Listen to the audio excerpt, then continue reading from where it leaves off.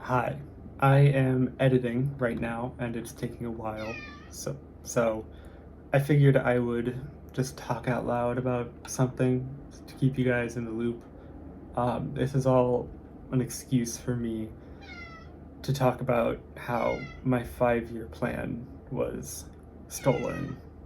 This came up in a conversation with someone, but I realized that what I do, digital content creation, doesn't really have like a 5-year plan or a 10-year plan in terms of like where your career is going to go because it's so volatile and you're constantly fighting to keep it, not expand.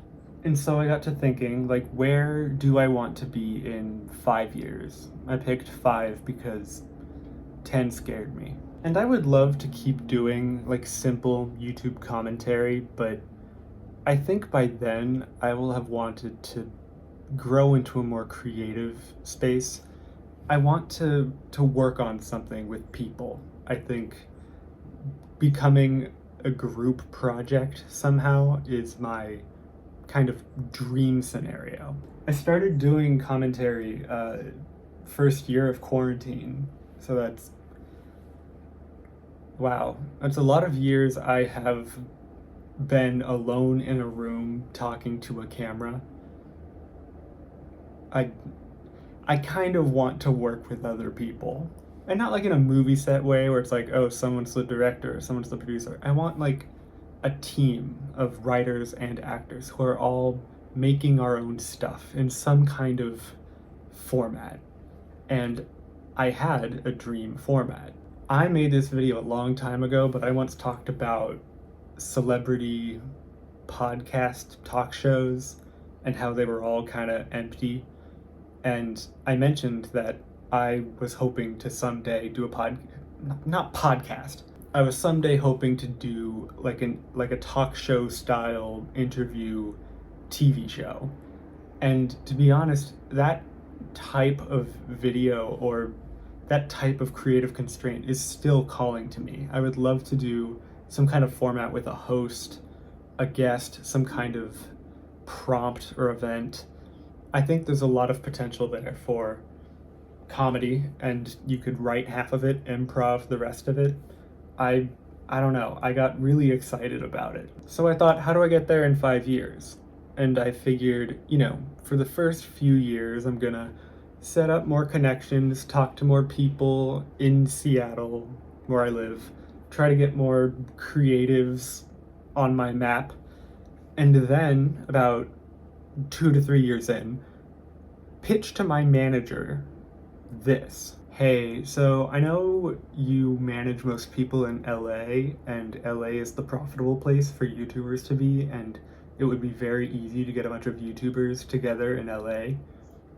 But would you consider investing in a Seattle branch where some of us could rent an office and perhaps even maybe a studio? I'll find a better way to pitch that. I might not. Because again, I love doing YouTube commentary, but right now it is earning me enough to stay afloat and pay for half of. I was gonna say my family, and then I got too sappy. Rent. I pay half of rent.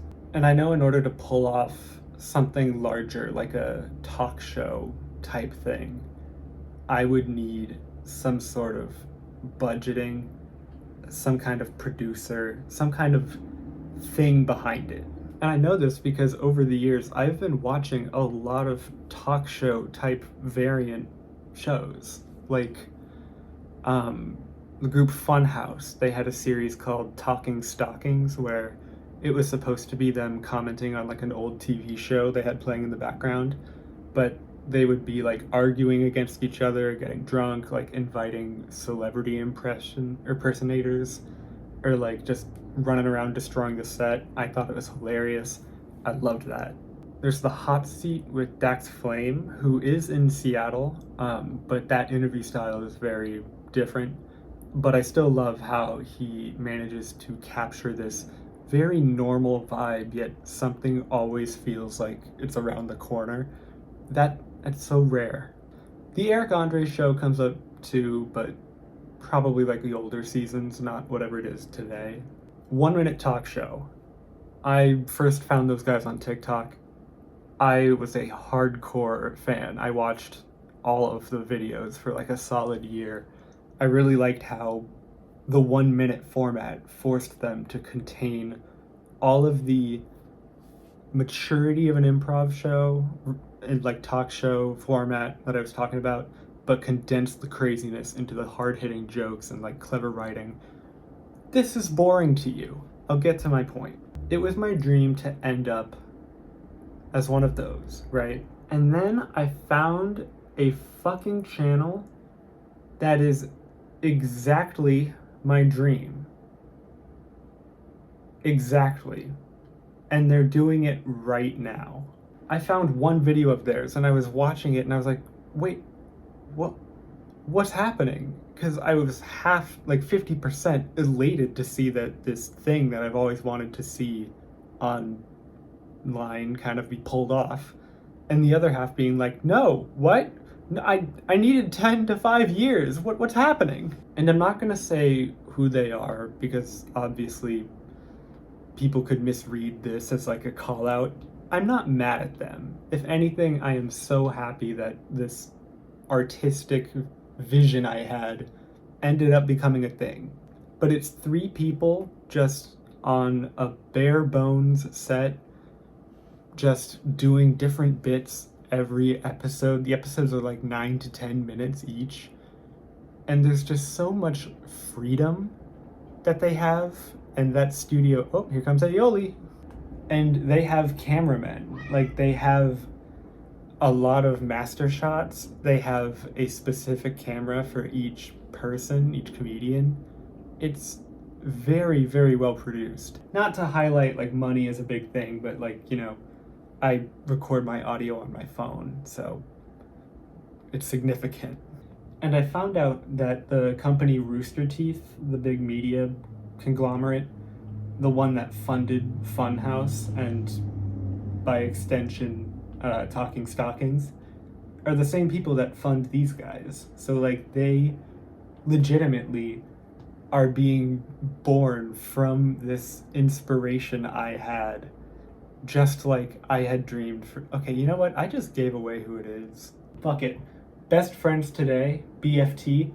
I love that channel. That is so, it's immediately my favorite. And please, I don't know where exactly I stand in the creator economy, but like do not tell them about me. Don't like send them this video.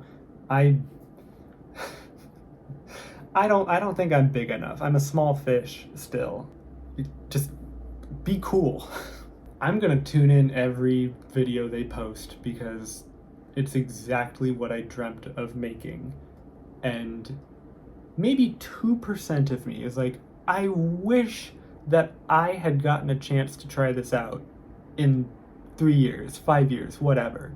But that's so far off, you know? I don't have a bunch of comedian friends or creator friends in this area yet. And I certainly don't have anything willing to produce and rent a studio. So I understand that my dream was far away, and what I was dreaming of was being accomplished over here. And really, I'm just impressed. One time, I was a kid on an airplane with my dad, and we were still on the tarmac, and we were like pulling back, trying to like drive over the runway, and I could see out the window all these other planes, and suddenly I was like, oh my god, Dad, you know how British buses have like double deckers? They should make a double decker plane in order to fit more people. And he was like, that's a good idea. And I was like, yeah, like why didn't anyone think of that? I'm really trailblazing. And then 2 minutes later, we passed a double decker plane. And I remember that moment just being like, I didn't have an original thought.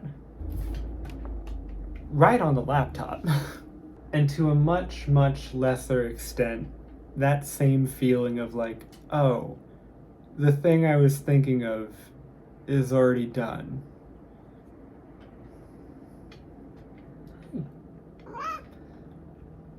Or like I would come up with a story idea and then the next day I would see a movie being advertised that tells the exact story. Okay.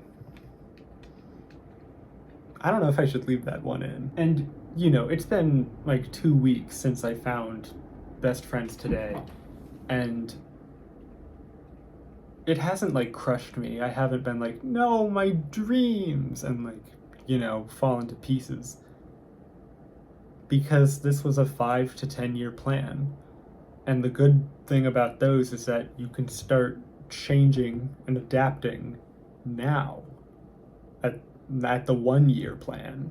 And who knows, maybe I don't have to pivot entirely. Maybe I just have to come up with a way to make a similar talk show format type show that does things a little differently, or maybe adds some things or has some new twist on it. If anything, it's very inspiring to be told, yeah, what you thought of, it's already been done. Like, what more could you add to it? And I think pre-YouTube Duncan, back in the first half of college, or God, high school, like he would have had this dream of like this half improv, half sketch talk show idea.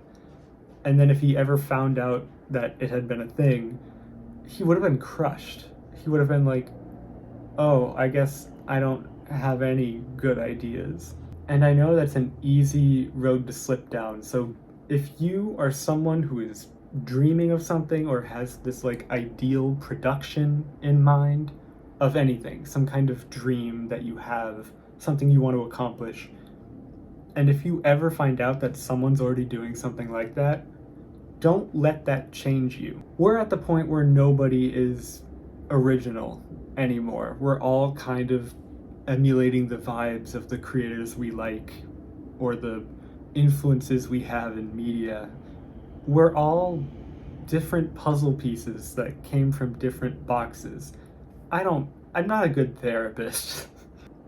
No matter what your dream project is, don't let the fact that it's been done stop you.